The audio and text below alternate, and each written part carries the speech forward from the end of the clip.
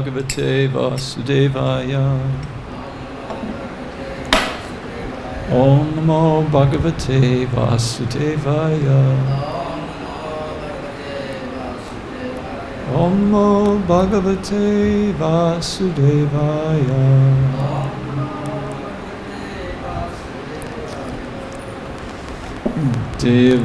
This is Bhagavad-Gita as it is, chapter 3, Karma Yoga, text 11. Devan bhavayatanena te deva bhavayantuva parasparam bhavayanta sreya param avapsyata.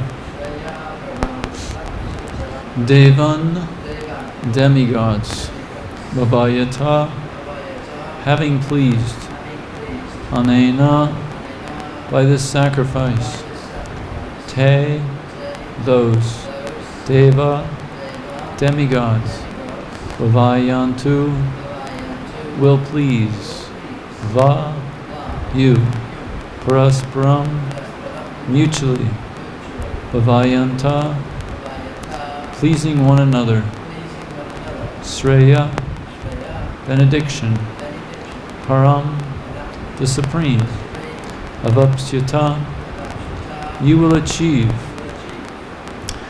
The demigods being pleased by the demigods being pleased by sacrifices will also please you, and thus by cooperation between men and demigods, prosperity will reign for all. Purport. Shripapa. The demigods are empowered administrators of material affairs. The supply of air, light, water, and all other benedictions for maintaining the body and soul of every living entity is entrusted to the demigods, who are innumerable assistants in different parts of the body of the Supreme Personality of Godhead. Their pleasures and displeasures are dependent on the performance of yagyas by the human being. Some of the yagyas are meant to satisfy particular demigods, but even in so doing, Lord Vishnu is worshipped in all yagyas as the chief beneficiary. It is stated also in the Bhagavad-Gita that Krishna himself is the beneficiary of all kinds of yagyas. Bhoktaram yagatapasham. Therefore, ultimate satisfaction of the yagyapati is the chief purpose of all yagyas. Therefore, ultimate satisfaction of the yagyapati is the chief purpose of all yagyas. When these yagyas are perfectly performed, naturally the demigods in charge of the different departments of supply are pleased, and there is no scarcity in the supply of natural products. Performance of yagyas has many side benefits, ultimately leading to liberation from material bondage. By performance of yagyas, all activities become purified. As it is stated in the Vedas, Ahara Shuddhau, Sattva Shuddhi, Sattva Shuddhau, Dhruva Smriti, Smriti Labhe, Sarva Garantinam Vipra Moksha. By performance of yagya, one's eatables become sanctified. And by eating sanctified foodstuffs, one's very existence becomes purified. By the purification of existence, finer tissues in the memory become sanctified. And when memory is sanctified, one can think of the path of liberation. And all these combined together lead to Krishna consciousness, the great necessity of present-day society.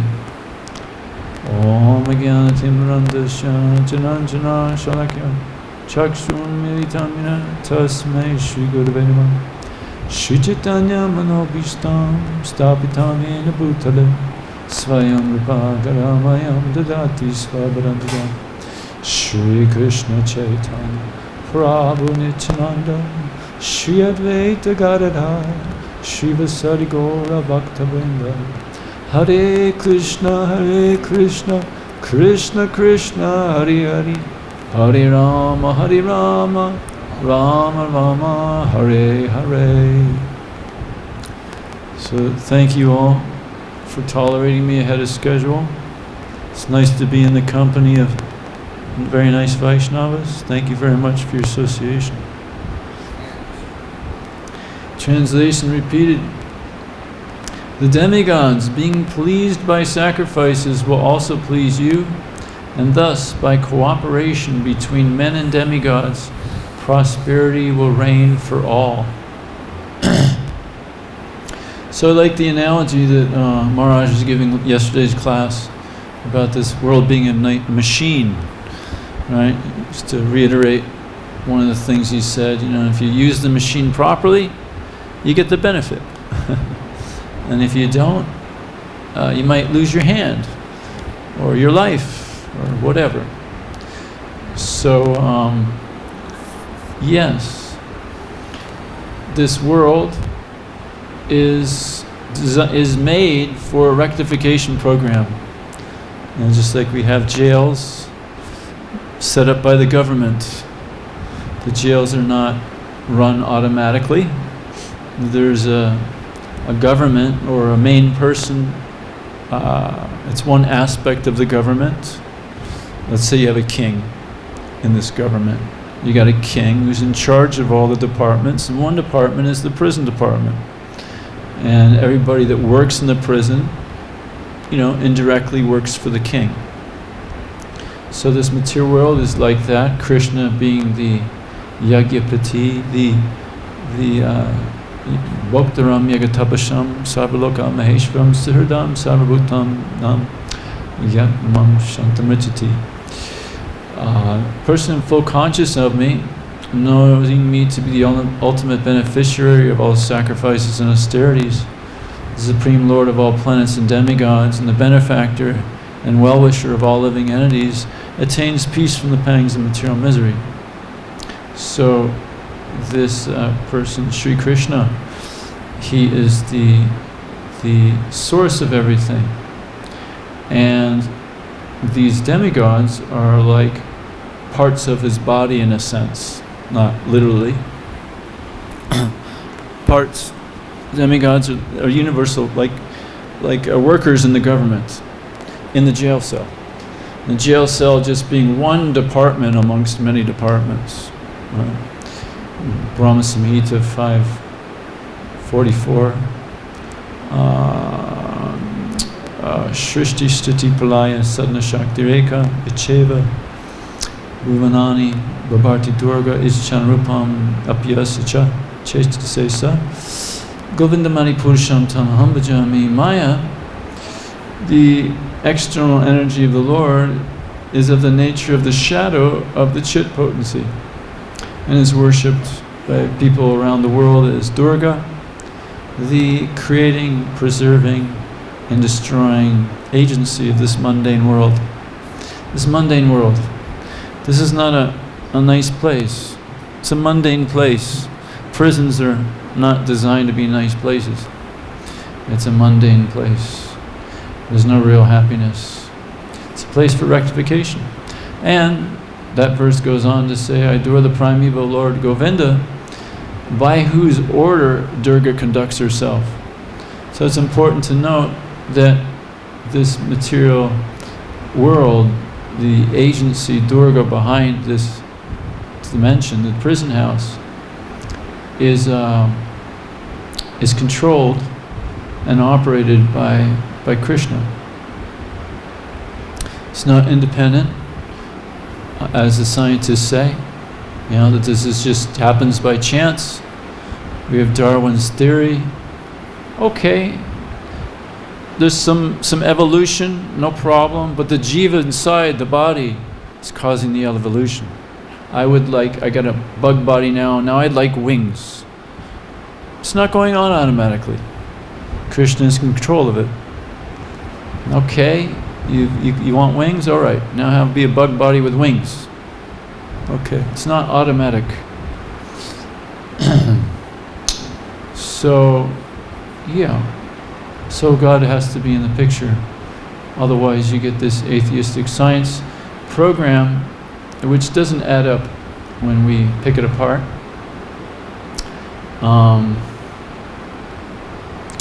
Yeah, or you get something where God's in the picture, but this is not a prison. This is your arrangement by God for you to enjoy, right? Were you raised with that, maybe? The Western world is kind of raised with this philosophy, even intertwined within big religions, that this is the God's world, but it's a gift from God for you to enjoy in, like freely. And this also is a misunderstanding. No, it's a prison. It's a prison for rectification.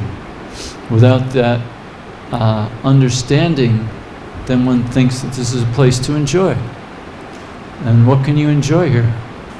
Here we are, we have these material bodies. So the material bodies are the cause of our suffering.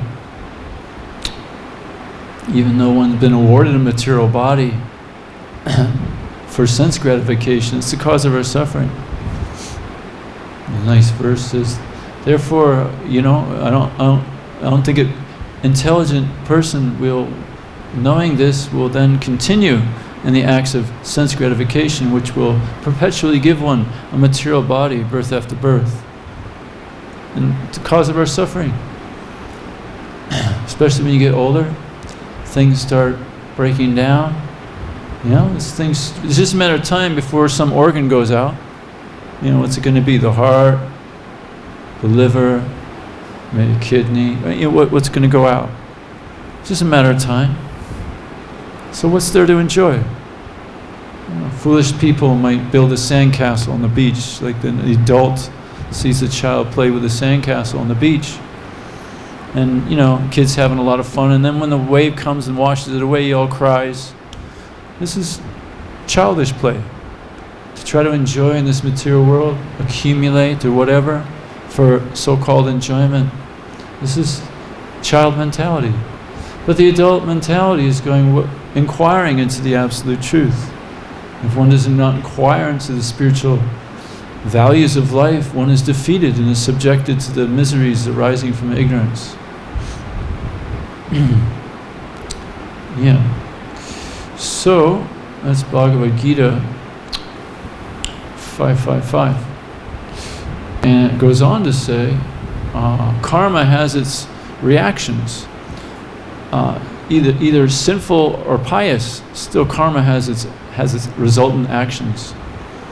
If one is engaged in any kind of karmic activity, wanting to enjoy in this prison, then one's mind is considered is called karmatmakam, colored by fruits of desire. If one's mind is impure, consciousness is unclear. And as long as one is absorbed in fruit of activity, one has to accept a material body. So those that are inquiring into the spiritual values of life are realizing that we don't want to have, we want to get out of the prison. The purpose of the prison is to become free from the prison. And I think most Sankirtan devotees have been in jail. I've been in jail. At least in some countries they put you in jail if you're doing God's work sometimes. And when I was there, you have a variety of people. You have the people that you can tell have been rectified. They feel sorry for what they've done. They don't want to do it again. And they're just awaiting that court date to become free. But then you also have people complaining, this is at the lunch table, you hear different conversations. And then you have the type of person that's complaining about that blinking government, man, that copy did this to me, and man, it wasn't my fault, and and you can just tell that this guy's not ready to get free from jail. He's blaming everybody, blaming the government for this and that. So similarly, seeing that this is a prison run by Krishna ultimately, but more indirectly run by demigods, or directly run by demigods, which Krishna is behind the whole thing. And 93 million demigods, it's quite a bit. So to think that's the right number. So to try to please each one just does not make sense. But just as one can water the roots of a tree and the whole tree is benefited, or one can give food to the stomach and then all the senses become strong and satisfied, similarly we can perform Sankirtan Yoga, which is what's recommended for today's age, to please Krishna, in which in this way all the demigods are pleased, just by this one activity. By chanting Hare Krishna, Krishna Krishna, Hare Hare, Hare Rama, Rama Rama, Hare Hare. This very simple activity of chanting the holy name of God. One cannot find a better activity to do. One cannot find a more meaningful thing to do. One cannot find a more nectarian thing to do. No? Even if one is selfish, okay, take selfishness to its ultimate degree. You take selfishness to the ultimate degree, one enters into bhakti-yoga. By giving Krishna only pleasure, by becoming a pure devotee of the Lord, one derives the greatest benefit, personally. So, a win-win situation, very simple process to take up. We'd like to mention a little bit regarding, I'll pick through the purport now in verse. The demigods, being pleased by sacrifices, will also please you, and thus by cooperation between men and demigods, prosperity will reign for all. Even Jarasandha, even all these amazing demons, you know, some time ago, demons wanted to take this planet, Earth, make it like a Death Star from which they could, you know, conquer the universe. So many living entities were coming down, very demoniac ones taking birth. And for example, they would take birth as tigers, and because they knew if they take birth as a human and were to kill the sages, then they would get karma for their bad reaction. So they took birth as tigers and devoured the sages and got away with it this way. So, you know, intelligent demons aren't always, you know, like maybe in the silly movies that we watched. I mean, some of them are very intelligent. Kamsa, Jarasandha, you know, what was his name? The one that the sages killed by sound vibration. They could make great philosophy. But like Jarasandha, he gave so much to the Brahmanas. He gave anything to the Brahmanas. And he knows, by doing this, you get power. Even in modern day, a little bit more modern day, Julius Caesar, he would go to a church, or whatever they called it back then, a synagogue, of this and of that. He would go there on a regular basis and give money. Why? Because he knows he gets power. Even if you read, you'll find the reading of, what is it? The Iliad and the Odyssey? Is that the name of the book? Iliad and the Odyssey? The famous classic, huge book, at least in the Western world. It's a humongous book. It's from way back when. Like, you know, Roman time perhaps, or a little bit thereafter. Even within that, you'll see a reference to demigod worship. So the major civilizations in the past, at least some of them, understood that we have to give to that which we're taking from. We're taking the sunlight, we're taking the water, we're taking all these things. And to just take and not give, obviously we are a thief. So in this book, there's one evidence where somebody's coming back from battle to his home, and he's a bloody mess and he's very thirsty. And, you know, usually people just offer them water or offer them a juice or whatever right away. But he says, no, the person of the household says, no, first offer this to the servant. So even that is within that. So this is a natural system. People that are not too bewildered. What is it? 244. Bhoktaram yagatapasham sarvaloko maheshwam. No, sorry. And the minds are too absorbed in... sorry, I'll get back to that one. They were too bewildered by material opulence and sense gratification, and resolute determination for devotional service does not take place. So in more simple... Thank you.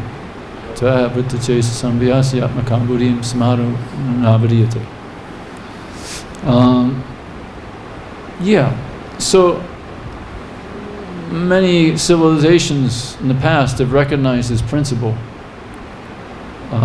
There's so many, like within the Native American culture. Prabhupada said the Native American culture is the most akin culture to the Vedic culture. I guess it's so, this is like an ancient civilization within the United States or Americas. And they perform all kinds of, sacrifices. It's understanding that we don't want to be a thief. We want to prosper. Right? So the ultimate prosperity is, the Jambudvip residents say in Srimad Bhagavatam 5.18.9, Yasyasti Shrishti, oh gosh, I think it's spaced out, Harava. Anyway, I forgot the Sanskrit, but the English translation is, may there be all, Svastiastu, may there be all good fortune in the material universe. So this is the natural inclination. May there be all good fortune. May all envious persons become satisfied, become pacified. May all living entities take to bhakti-yoga.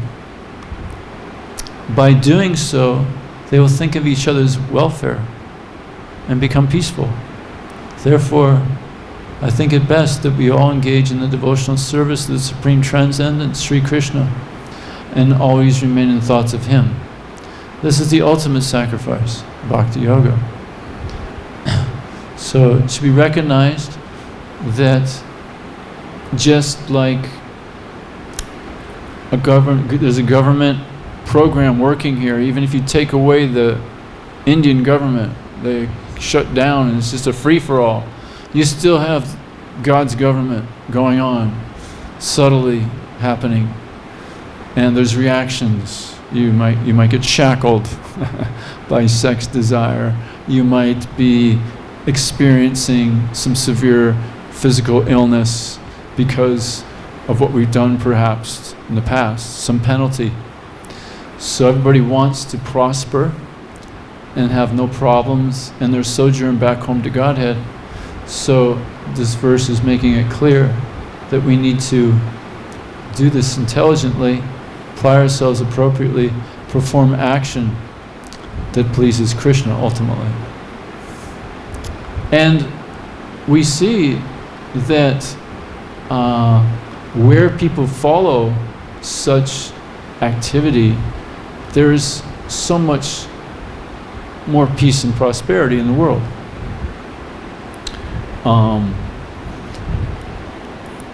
Interesting to note, if you look at India, just geographically, the river system, it's so easy, things are coming off the Himalayas and flowing down into the ocean from various places. And you have an incredible river system that makes it so conducive for growing things very easily, as opposed to there's plenty of places in the United States. You got to get water from long ways away. And climate is conducive for walking outside and grabbing some bananas off the tree or whatever, as opposed to in some of the cold climates. It's, I don't know if you could even survive. I guess the Eskimos survive somehow.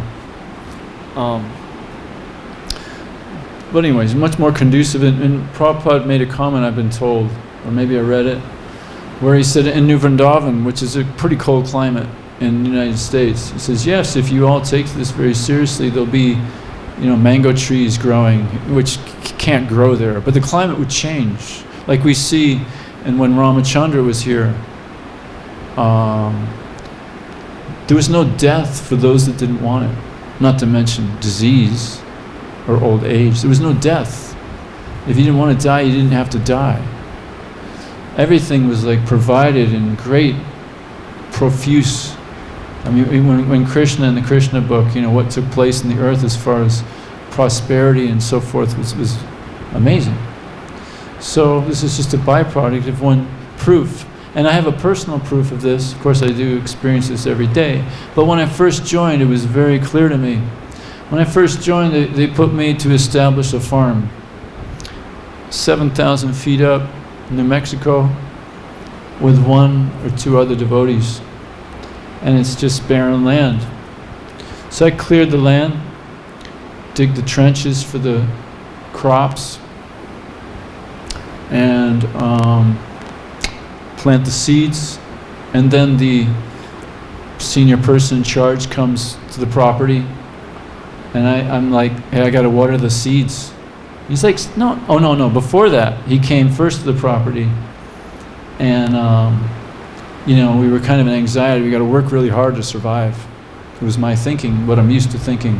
And he goes, just chill out, just chant Hare Krishna. So I'm like, what's this gonna do? We gotta work hard. So he just starts chanting. So I'm like, new bhakta, okay, Hare Krishna, Krishna Krishna, Hare Hare. And we chant for a little while. And all of a sudden this huge storm comes. It's so huge that it floods the land with this river, flooded, and flooded the land where we're going to make the crop with all these nice minerals from the ocean, from the mountain. And then he leaves, and then we go make the fields and and then we plant the seeds. Then he comes back, and I'm like in anxiety. I got to water the seeds. I got to survive. He goes, no. You just chant Hare Krishna. Oh God, okay. Hare Krishna, Krishna Krishna. And pretty soon there's a cloud coming over. Hare Krishna. I mean, I saw this with my very eyes. I'm like, this isn't going to happen for a second time. No way. And this wasn't a flood to wash everything away. It was just like a whoosh. That's it. Seriously. I experienced this. I was just like completely blown away that this actually works. Yeah. So anyways, there's some personal proof that I experienced seeing this work. And of course, we experience it in our day-to-day life as we chant Hare Krishna. And maybe there's been times when you slacked on your sadhana and just the opposite starts happening, right? So let me pick to this purport. The demigods are empowered administrators of material affairs. The supply of air, light, water, and other benedictions for maintaining the body and soul of every living entity is entrusted to the demigods, who are innumerable assistants in different parts of the body of the Supreme Personality of Godhead. Their pleasures and displeasures are dependent on the performance of yagas by the human being. So, some of the yagas are meant to satisfy particular demigods, but even in so doing, Lord Vishnu is worshipped in all yagas as the chief beneficiary. It is stated also in the Bhagavad-Gita that Krishna himself is the beneficiary of all kinds of yagas. Bhaktaram yagatapasam. Therefore, ultimate satisfaction of the yagapati is the chief purpose of all yagas. When these yagas are perfectly performed, naturally the demigods in charge of the different departments of supply are pleased, and there is no scarcity in the supply of natural products. Now, Prabhupada emphasized simple living and high thinking, and we see the Vedic culture was so opulent based off of natural products. Prabhupada makes the comment, to see somebody with a gold bracelet today, everybody's got like plastic bangles, But in the past, we read about the cows being decorated with gold jewelry or whatever we call that, plating and cloth and anyway, we all have read that stuff.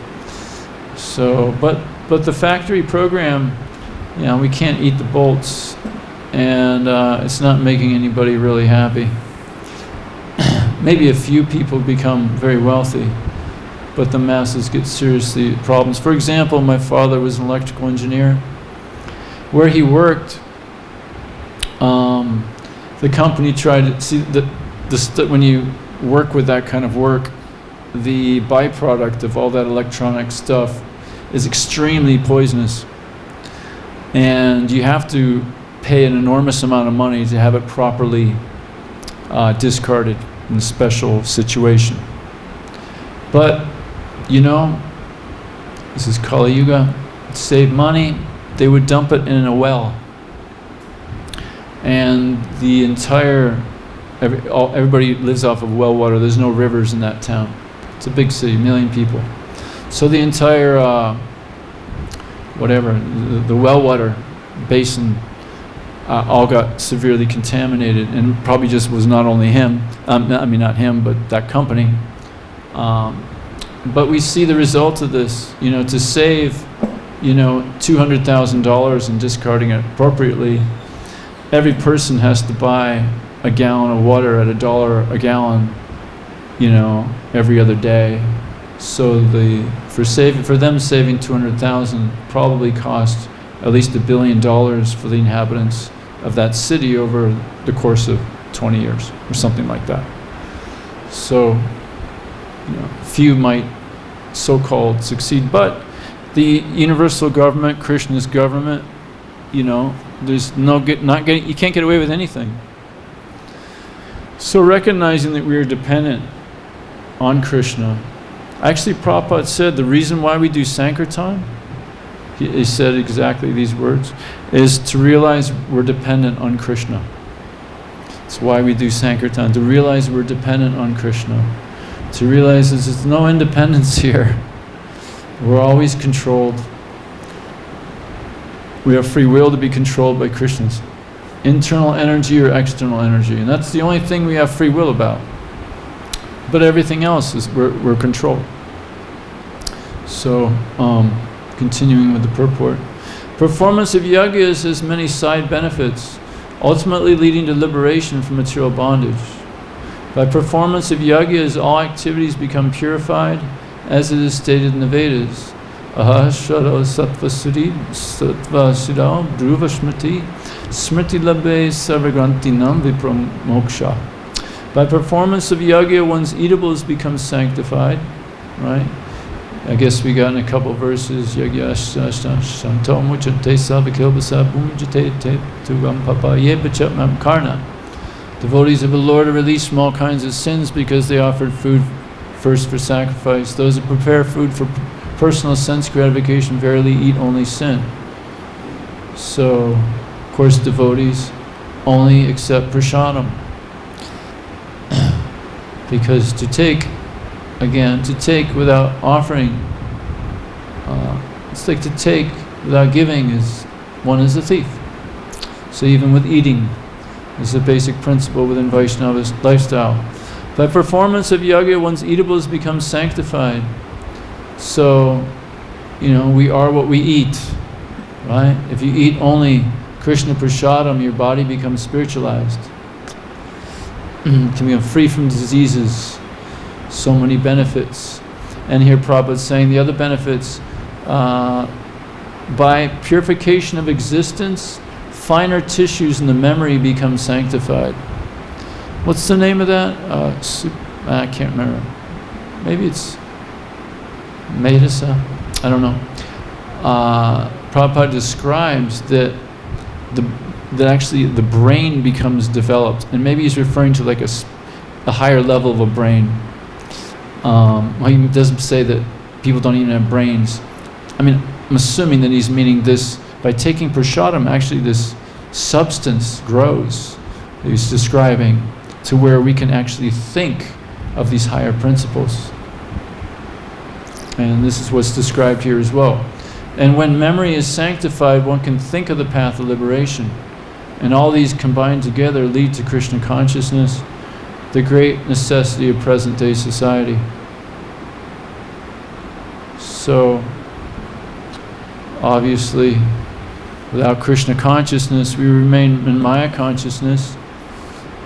And we see there's so many fine, subtle things going on with this Krishna consciousness. For example, the result of, I don't know if it's appropriate to say here, but no, let's just say meat eating. We won't mention what kind of meat eating. You know, breaking this regular principle. What takes place is one cannot realize God.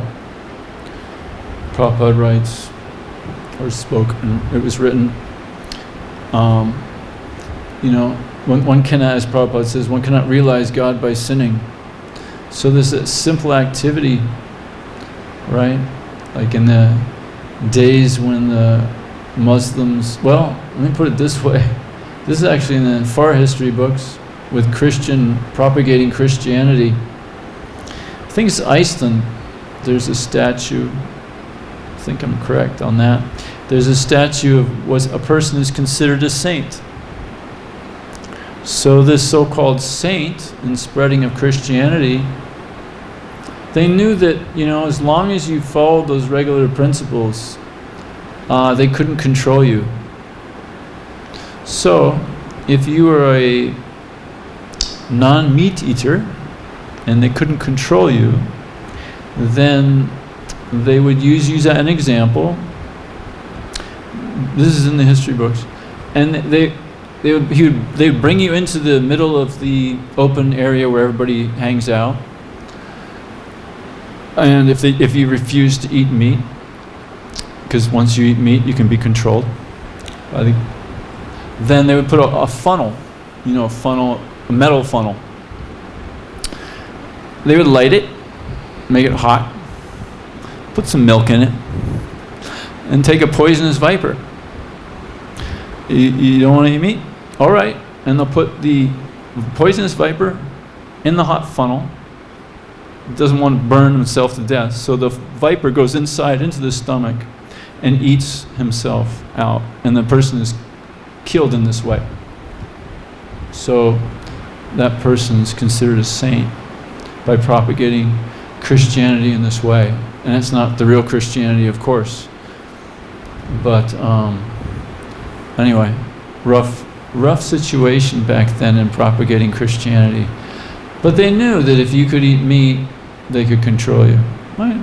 In the partition days, Muslim and Hindu riots, Prabhupada writes that meat, and I won't mention which kind, was forced into the Hindus' mouths. So, I mean, so many things like this have gone on. And so there's great problems take place when we break regular principles. So that's just an example of the subtle aspects. Prabhupada says, civilization, the people, humans, are as happy as the cows are. Now, if you just say that to somebody in America, they'd laugh and just think you're completely nuts. But as we take to the practice and enter into this more subtle dimension of purification, we can actually see the reality of the situation. We're as happy as the cows are. There's so many subtle things with that cow. And if we treat mother nicely, you know, you get one result. And if you treat mother not nicely, you get a completely different result. There's actually a story in Vrindavan here that, you know, you get 1,000 times the reaction here.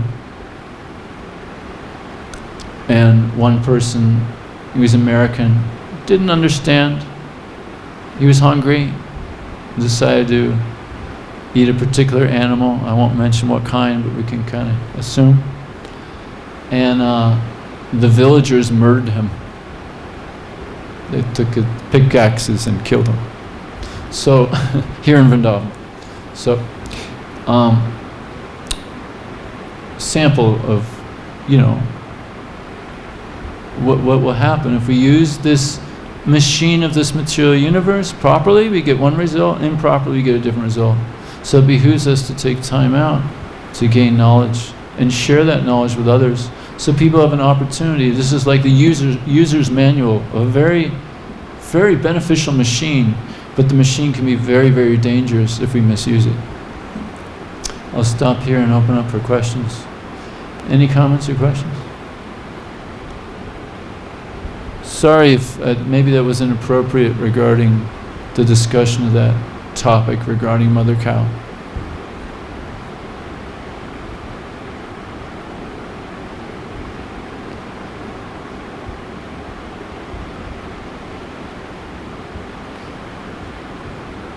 Oh, Krishna.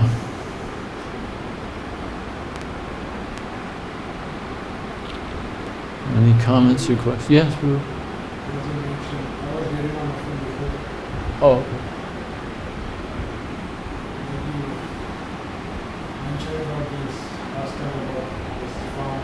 Oh, yeah.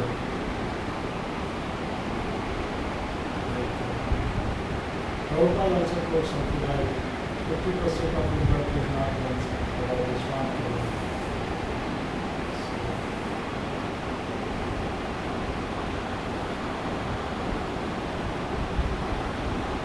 Are we trying to establish some farm community, or is it already something done? How do we establish it? This farm community that Prabhupada wanted to show the whole world. It's a little loud here with the fan. Sorry. I can hear you. I see that Prabhupada wanted to show this, wanted to like show the whole world like how to depend on God, how we serve and man, and those things that we live in life. So, is there any forms that being stepped up like this or something? Yeah, Prabhu here is talking about how Prabhupada said 50% of his work is undone, and he's sharing the importance of farm communities, and he's wondering, are there any farm communities in America or whatever? Well,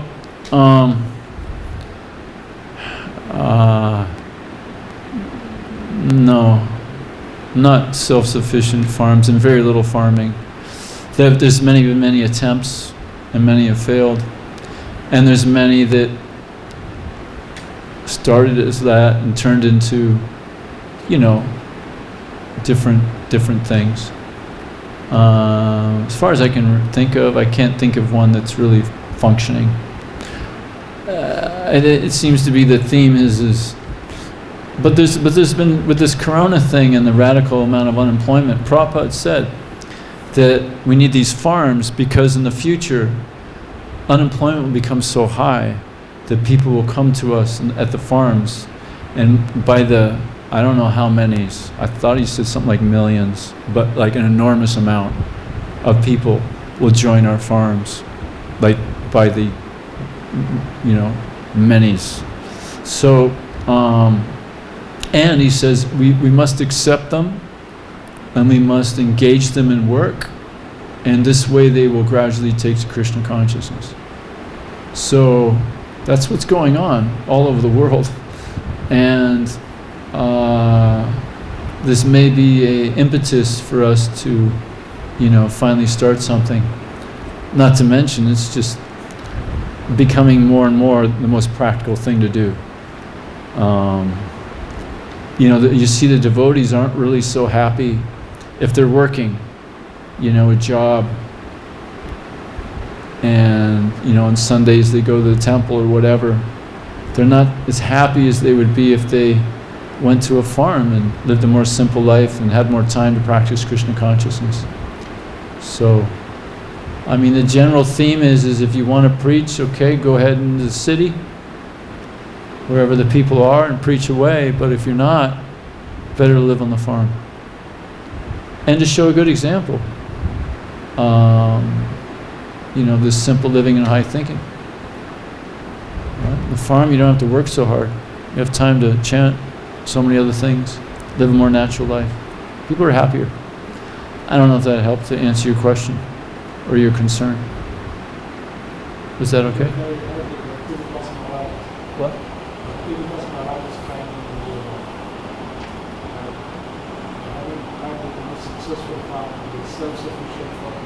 successful path and Yeah, getting it. I mean, it sounds. We were going to do it in New Mexico, but I don't know what happened to that. Honestly, I wasn't involved in the management. It was just a bhakta doing whatever, doing yes, master.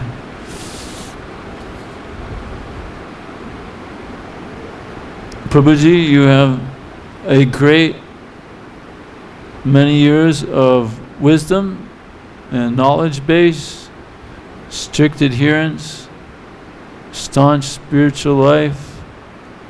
Any words of wisdom you could bless our hearts with? What you said. All right. See if I can we think of any past, since we have just a little bit of time left, can anybody think of a past time in relation with this verse and purport?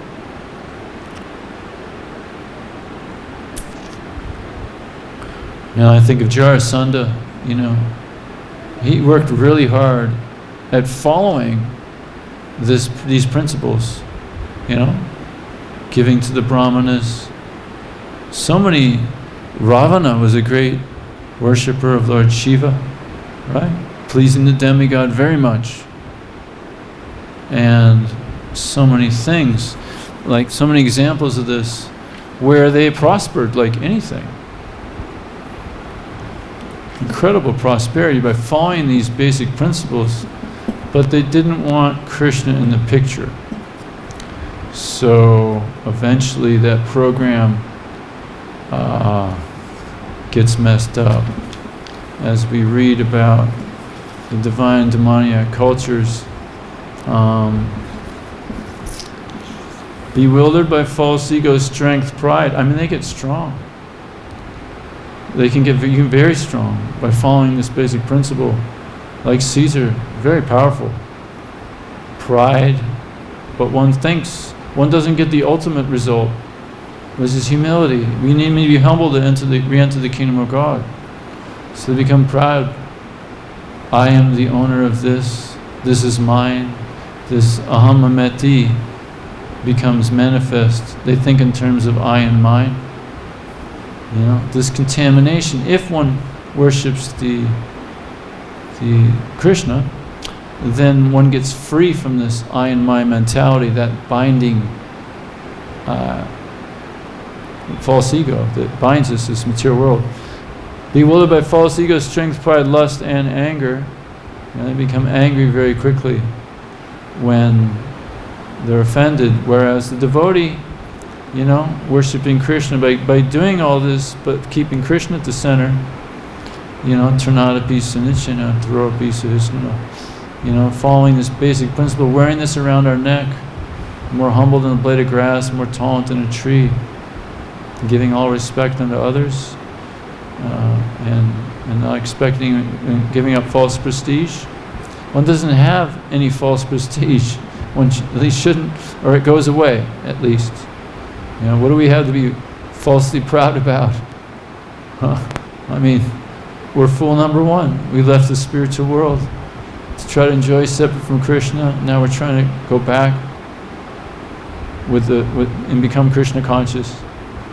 Become Krishna conscious. And, becoming free from anger, lust, the dictations of the senses, the mind, the senses, and the genitals, and qualified to make disciples all over the world and bring other people back home.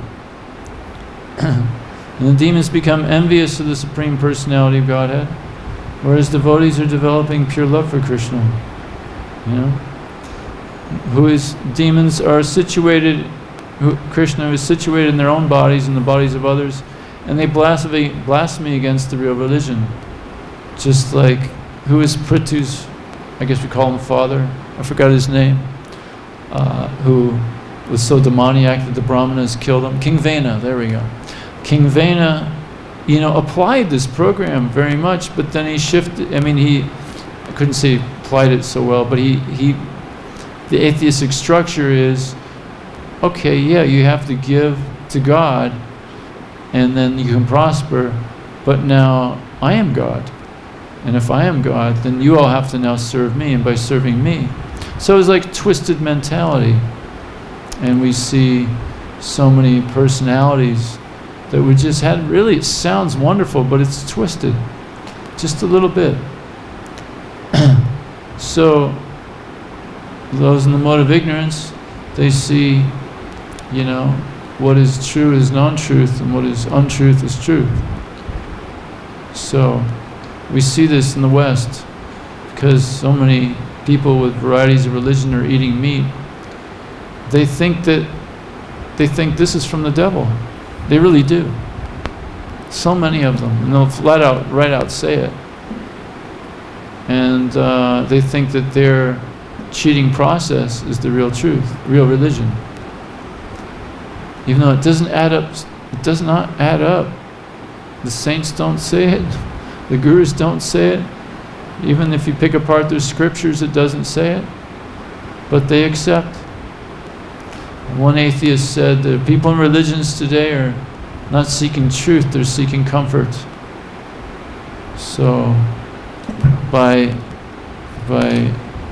you know, but inquiring into the absolute truth, following the real process that Prabhupada so, you know, painstakingly gave us, we can have a complete understanding of very, very fine details as to how to awaken Krishna Prema within the heart. You know, down to not stepping over that flower petal that's been offered to Krishna, circumambulating the temple 3 times a day at a minimum, or the deities 3 times a day. And so many fine, fine details. And of course the gross things, yeah, don't eat the living entities, don't eat your mother, things of this nature are there as well. So it's all here, we just need to take advantage of it and read it. And by taking to it, compassion is awakened in the heart, and we want to share it with others because we know we got the right stuff. Just as a hungry person eats food, becomes satisfied and knows that his body is being nourished, one becomes aware. Or as Lord Chaitanya or Thomas Jefferson, a famous president, was it Jefferson? Yeah, I think so. They both use the same word. When things become, what is the right word that is used by Lord Chaitanya? Self-evident. He used the word, things become self-evident. So many atheists have this program, you know, they'll just say, well, you're just imagining this. And a good response to that, I learned this from H.D. Goswami, is, you know, we spoke a little bit about material atheistic scientists. Well, this, you just imagine, you know, you're just making up this God thing for your comfort. You can't prove it. Well, you can just retort by saying, well, you can't prove that I exist outside of your head. You can't prove that this entire world, including me, exists outside of your head. But you are doing the exact same thing. You can't prove that, but it's become self-evident to you that the world exists outside of your head. So similarly, if one does your God research and apply it properly, it becomes self-evident that God exists, that certain things are absolutely true. And that helps bring it to a platform from which they can begin to respect, because there's a common platform of self-evidence. I'll stop there, 6:30, unless there's any more comments or questions. Guys, Jai Prabhupada, Srimad Bhagavad-Gita ki Jai. Baba, go Premanandi, Hari Hari.